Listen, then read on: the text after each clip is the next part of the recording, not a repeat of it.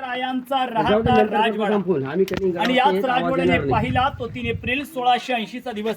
महाराष्ट्राचा सूर्य मावळला, महाराष्ट्र पोरका झाला. महाराजांनी आपला अखेरचा श्वास 3 एप्रिल 1680 ला याच ठिकाणी याच चौथऱ्यावरती सोडला. मग इथून देहयात्रा त्या जगदीश्वरापर्यंत गेले आणि त्या जगदीश्वराच्या प्रणांगणामध्ये साबाजी भोसले यांच्या हातून महाराजांना भडाग्नी प्राप्त झाली. हिंदवी स्वराज्याचे राजे पण पुत्राग्नी सापडले नाही, मंत्राग्नी सापडली नाही. संभाजी राजे पणालेच्या नजर कैदेमध्ये होते की मुळा त्यांच्यापर्यंत ती बातमी पोहोचू दिली नाही.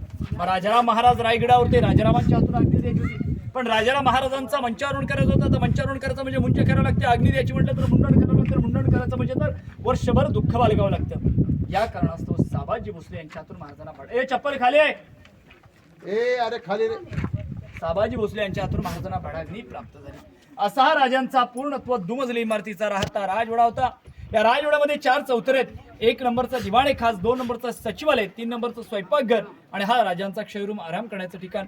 या ठिकाणी हे पिण्याचं पाण्याचं टाकं डाव्या साईडला दिसतं ते स्नानगृह बाटटप आहे. आज समोर जो दरवाजा दिसतो रस्ता अवजड आहे, पण आपण पलीकडून पाहणार त्याच्या पलीकडे आहे टांगसाल मिंट, स्वतःची करन्सी, कॉइन्स, नाणी, शिवराय, सुवर्ण होड आणि अष्टकोणी राजमुद्रा या राजधानी रायगडावर घडवली जात होती. असा राजांचा पूर्णत्व दुमजली इमारतीचा राहता राजवाडा होता. येणारा शुभक्त इथली माती सुद्धा आपल्या कपाळाला लावली जाते. म्हणून म्हटलं जातं की रायगडावर खडे पसरले शिवरायांच्या पायी, हीच माणिक मोती, दुसरी धनदौलत नाही, दुसरी धनदौलत नाही. बोला पुण्य श्लोक शिव छत्रपती श्री शिवाजी महाराज की जय.